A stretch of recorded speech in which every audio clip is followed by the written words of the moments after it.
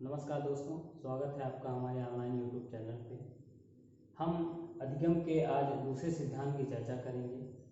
वो सिद्धांत है अंतर्दृष्टि या सूझ का सिद्धांत, जिसके प्रतिपादक हैं लीवोल्फ कोहलर। ठीक है, कोहलर गेस्टाल्टवादियों में गिने जाते हैं। ये भी गेस्टाल्टवादी थे और जो गेस्टाल्टवाद है उसके जनक हैं मैक्स वर्दीमर। इनके साथ थे कुर्ट कोफका और कुर्ट लेविन। जो गेस्टाल्टवाद है उसका शाब्दिक अर्थ होता है कि पूर्ण आकृति या पूर्णाकार का सिद्धांत। कहने का मतलब ये है कि जो कोई भी हमारे सामने समस्या होती है, समस्या का पूर्ण रूप हमारे सामने होना चाहिए और उस समस्या से निपटने के जो संसाधन होते हैं वो भी वहाँ पे उपलब्ध होने चाहिए। ठीक है, ये जो अंतर्दृष्टि या सूझ का सिद्धांत है, ये देखिए, हम किसी चीज़ को दो तरीके से सीखते हैं। एक, हम सीखते हैं किसी को करते हुए देखते हैं तो वैसा हम भी कर करके सीखते हैं, और एक हमारा सीखना होता है कि हम खुद से शोध करके तुरंत ही सीख जाते हैं या किसी समस्या का हम तुरंत ही निदान पा लेते हैं। तो अगर किसी हम समस्या में या किसी विषम परिस्थिति में फंस जाएं और उससे निपटने का हम स्वयं से कोई निदान ढूंढ लें तो वही क्या होती है, हमारी सूझ होती है, वही हमारी युक्ति है या वही हमारी अंतर्दृष्टि है। तो इसी अंतर्दृष्टि या सूझ का क्या किया था कोहलर ने, एक सुल्तान नाम के चिंपैंजी पर प्रयोग किया था और सिद्ध किया कि जो हमारा सीखना होता है वो हमारे सूझ पर भी आधारित होता है। ठीक है, तो आइए आज हम उनके प्रयोग पे एक चर्चा करते हैं। देखिए, उनके पास जो सुल्तान नाम का चिंपैंजी था उसको उन्होंने पिंजड़े में बंद कर दिया और पिंजड़े के बाहर क्या किया, केला रख दिया। मान लीजिए केले रखे हुए हैं तो पिंजड़े के बाहर क्या किया, केला रख दिया और पिंजड़े में एक रॉड रख दी। अब चिंपैंजी चूंकि भूखा था, अब उसको केला खाना था, तो हाथ से उसने पाने का प्रयास किया लेकिन वो केले को पा नहीं सका। तो उसने क्या किया कि कुछ देर में उसको युक्ति सूझी, तो उसने डंडे से क्या किया, केले को खींच लिया और केला खा लिया। ठीक है, अब अगले दिन फिर जब चिंपैंजी भूखा हुआ तो केले को पहली बार की तुलना में थोड़ा दूर रखा गया और यहाँ पे एक डंडे की बजाय दो डंडा रखा गया।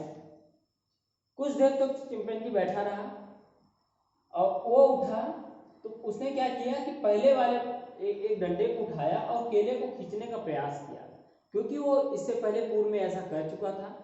तो उसने डंडे से केले को खींचने का प्रयास किया लेकिन वो केले को पा नहीं सका। फिर उसने क्या किया कि साथ साथ उसको युक्ति आ गई, उसको सूझ आ गई।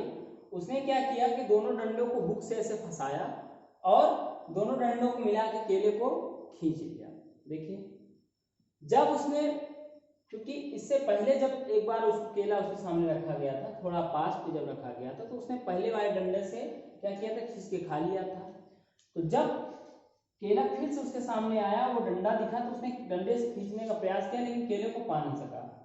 तो यहाँ पे एक सिद्धांत आपको बताते हैं, आरोपण का सिद्धांत। आरोपण का सिद्धांत ये कहता है कि जब हम कोई चीज एक बार सीख जाते हैं या कोई ज्ञान हम एक बार अर्जित कर लेते हैं तो उस ज्ञान को हमको बार बार सीखना नहीं पड़ता है। उसी प्रकार से चिंपैंजी ने जब एक बार डंडे से केला खींचना सीख लिया था तो उसने तुरंत ही उस डंडे को उठा के केले को खींचने का प्रयास किया, अभी तो वो पा नहीं सका। ठीक है, फिर उसने फिर सूझ लगाई और उसने दोनों डंडों को जोड़ के केले को प्राप्त कर लिया।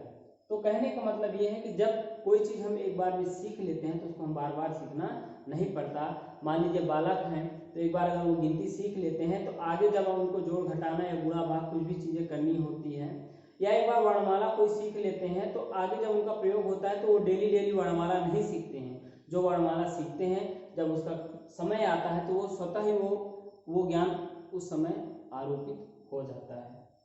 तो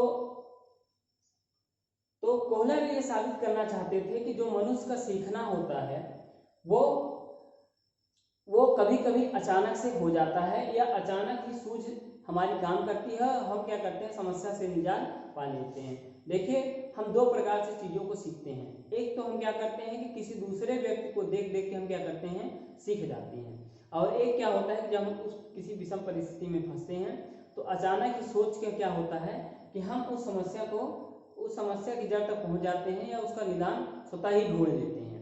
तो अचानक से जो हमारी युक्ति काम कर जाती है, जो युक्ति हमारी काम करती है या जो हमको सूझ आ जाती है, वही क्या है हमारा, वही हमारी अंतर्दृष्टि है या सूझ का सिद्धांत है। ठीक है, तो